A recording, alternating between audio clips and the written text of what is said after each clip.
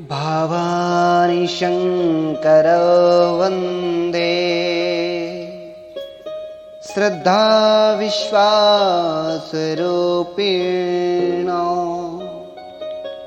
याभ्यां विना न पश्यन्ति सिद्धा स्वान्तः स्थमीश्वरम्।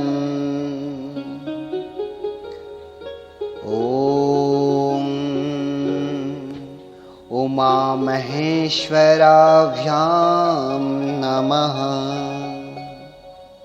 श्री हरितालिका तीज व्रत कथा। पावन पर्व श्री हरितालिका तीज व्रत।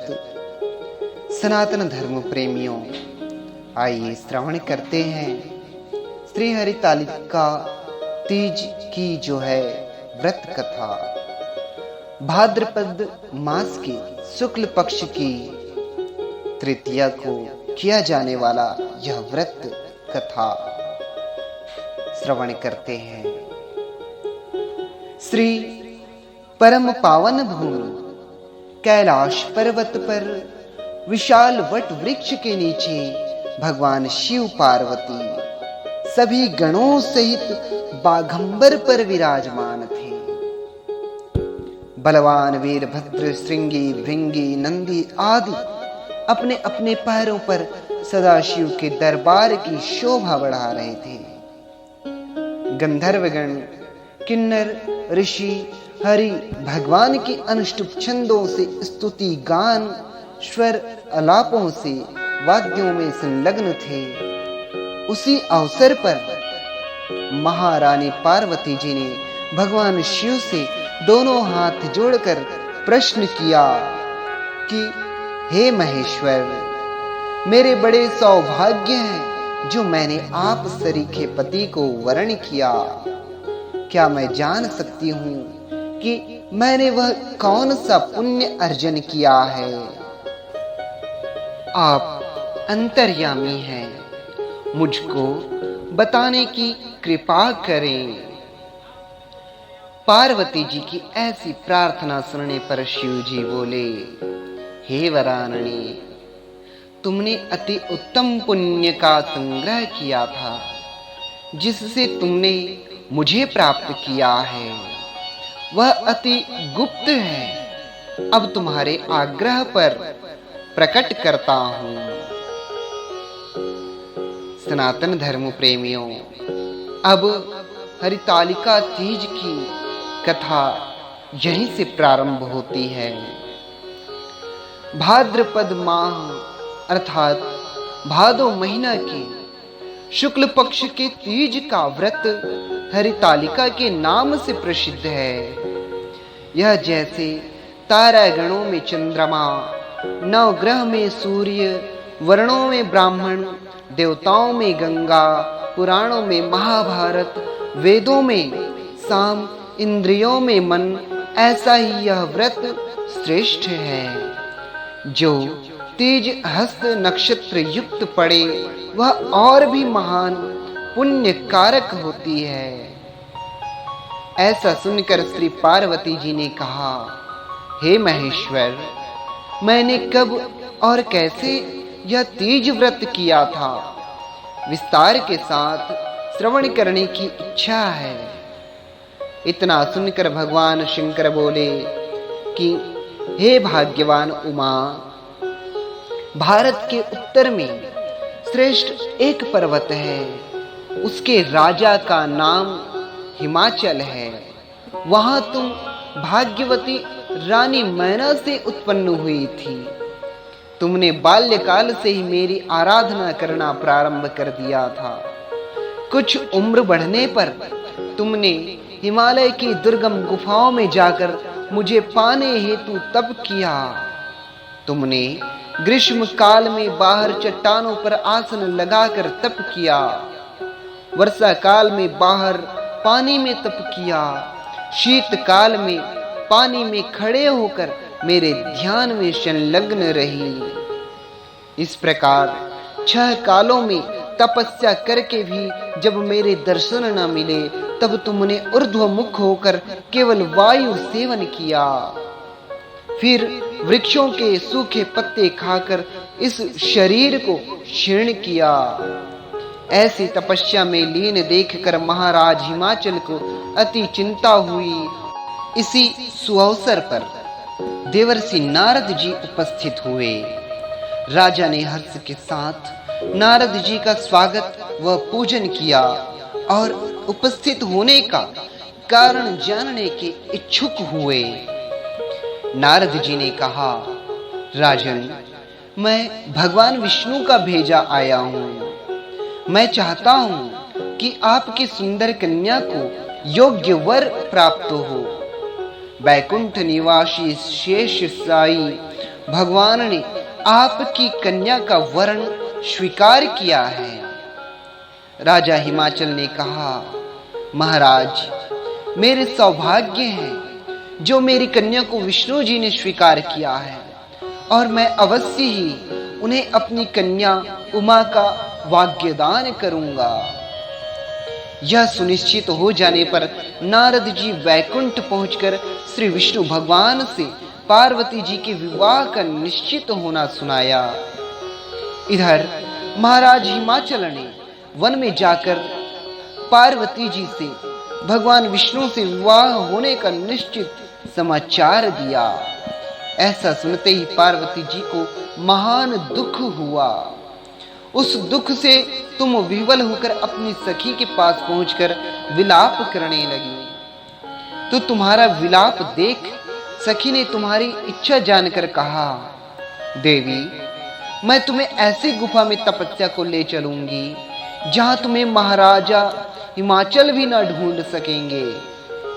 ऐसा कह उमा सहेली सहित हिमालय की गहन गुफा में विलीन हो गई। तब महाराज हिमाचल घबराकर पार्वती जी को ढूंढते हुए विलाप करने लगे कि मैंने विष्णु को वचन दिया है, वह कैसे पूर्ण हो सकेगा। ऐसा कह वह मूर्छित हो गए। तत्पश्चात सभी पुरवासियों को साथ लेकर ढूंढने को महाराज ने पदार्पण कर ऐसी चिंता करके कहा कि क्या मेरी कन्या को व्याघ्र खा गया या सर्प ने डस लिया या कोई राक्षस हर के ले गया। उस समय तुम अपनी सहेली के साथ ही गहन गुफा में पहुंच बिना जल अन्न के मेरे व्रत को आरंभ करने लगी थी। उसी दिन भाद्र मास की तृतीया शुक्ल पक्ष हस्त नक्षत्र युक्त थी। मेरी पूजा के फल स्वरूप मेरा सिंहासन हिल उठा, तो मैंने जाकर तुम्हें दर्शन दिया और तुमसे कहा, देवी, मैं तुम्हारे व्रत और पूजन से अति प्रसन्न हूँ। तुम अपनी कामना का मुझसे वर्णन करो। इतना सुन तुमने लज्जित भाव से प्रार्थना की कि आप अंतर्यामी हैं, मेरे मन के भाव आपसे छुपे नहीं हैं। मैं आपको पति रूप से चाहती हूँ। इतना सुनकर मैं तुम्हें एवमस्तु ऐसा इच्छित पूर्ण वरदान दे अंतर ध्यान हो गया। इसके बाद तुम्हारे पिता हिमाचल मंत्रियों सहित ढूंढते ढूंढते नदी तट पर मारे शोक से मूर्छित होकर गिर पड़े। उसी समय तुम सहेली के साथ मेरी बालू की मूर्ति विसर्जन करने हेतु नदी तट पर आ पहुंची, तो तुम्हारे नगर निवासी मंत्रीगण हिमाचल सहित तुम्हारे दर्शन कर अति प्रसन्नता को प्राप्त हुए और तुमसे लिपट लिपट कर रोने लगे और बोले, हे उमा, तुम इस भयंकर वन में कैसे चली आई जो अति भयानक है, जहां शीघ्र अर्थात जहां सिंह, व्याघ्र, जहरीले भयानक सर्पों का निवास है, जहां मनुष्य के प्राण संकट में हो सकते हैं। अतः हे पुत्री, इस भयंकर वन को त्याग कर अपने गृह स्थान को प्रस्थान करो। पिता के ऐसे कहने पर तुमने कहा, पिताजी, मेरा विवाह तुमने भगवान विष्णु के साथ स्वीकार किया है, इससे मैं इसी वन में रहकर अपने प्राण विसर्जन करूंगी। ऐसा सुन महाराज हिमाचल अति दुखी हुए और बोले, प्यारी पुत्री, तुम शोक मत करो, मैं तुम्हारा विवाह कदापि भगवान विष्णु के साथ नहीं करूंगा और तुम्हारा अभीष्ट वर जो तुम्हें पसंद है उन्हीं सदाशिव के साथ करूंगा। तब तुम मेरे पर अति प्रसन्न हो सहेली के साथ नगर में उपस्थित होकर अपनी माता अन्य सहेलियों से मिलती हुई कुछ समय बाद शुभ मुहूर्त में तुम्हारा विवाह वेद विधि के साथ महाराज हिमाचल व महारानी मैना ने मेरे साथ कर पुण्य का अर्जन किया। हे सौभाग्यशालिनी, जिस सहेली ने तुमको हरण कर हिमाचल की गुफा में रख मेरी प्राप्ति का व्रत किया, इसी से इस व्रत का नाम हरितालिका पड़ा और यह व्रत सब व्रतों में उत्तम हुआ। इस प्रकार सुनकर माता पार्वती जी ने कहा, प्रभु, आपने मेरे मिलने की सुखद कथा सुनाकर मुझे प्रसन्न तो किया, पर इस व्रत के करने का विधान व इसका फल नहीं सुनाया। कृपा करके मुझे इसके करने की विधि व पृथक पृथक फल भी सुनाइए। इतना सुन करके भगवान सदाशिव ने कहा, प्रिय, मैं इस व्रत राज का फल सुना रहा हूँ। यह व्रत सौभाग्यशाली नारी व पति चाहने वाली कन्याओं को करना चाहिए। यह व्रत भाद्रपद के शुक्ल पक्ष की द्वितीया की शाम को आरंभ कर तीज का व्रत धारण करें। यह व्रत निराहार, बिना फल आहार और निर्जला होकर रखना चाहिए। भगवान शिव पार्वती की प्रतिमा सुवर्ण की स्थापित करके केले पुष्प आदि के खंभे स्थापित कर रेशमी वस्त्र के चंदोवा तान कर बंधनवार लगाकर भगवान शिव का बालू का लिंग स्थापित करके पूजन, वैदिक मंत्र स्तुति, गान, वाद्य, शंख, मृदंग, झांझ आदि से रात्रि जागरण करना चाहिए। और भगवान शिव के पूजन के बाद फल फूल, पकवान, लड्डू, मेवा, मिष्ठान, तरह तरह के भोग की सामग्री समर्पण करें। फिर ब्राह्मणों को द्रव्य, अन्न, वस्त्र आदि का दान श्रद्धा युक्त देना चाहिए। भगवान शिव को प्रति वस्तु को सिद्ध पंचाक्षरी मंत्र से अर्थात नमः शिवाय कहकर समर्पित करना चाहिए। प्रार्थना के समय अपनी इच्छा भगवान के सामने प्रेषित करें। फिर पार्वती जी से यहाँ लिखी प्रार्थना करें, जय जग माता, जय जग माता, मेरी भाग्य विधाता। तुम हो पार्वती शिव प्यारी, तुम दाता नंद पुरारी। सती संतों में रेख तुम्हारी, जय हो आनंद दाता। जय जग माता, जय जग माता। इच्छित वर मैं तुमको पाऊं, भूल चूक को दुख न उठाऊं। भाव भक्ति से तुमको पाऊं, कर दो पूरन बाता। जय जग माता, जय जग माता, मेरी भाग्य विधाता। इस प्रकार से प्रार्थना के बाद पुष्पों को दोनों हाथों में लेकर पुष्पांजलि समर्पण करें।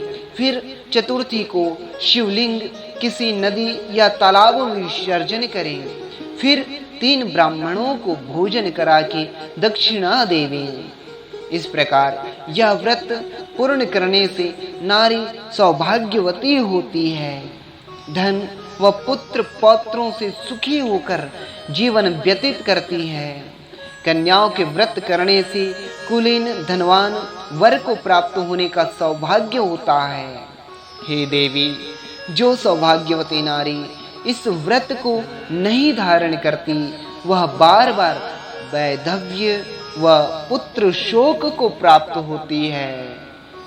तो सनातन धर्म प्रेमियों, इस प्रकार से हरितालिका तीज व्रत कथा जो है संपूर्ण होती है और यहीं पर हम इस कथा को विराम देते हैं। ओम नमः शिवाय। ओम उमा महेश्वराभ्याम नमः।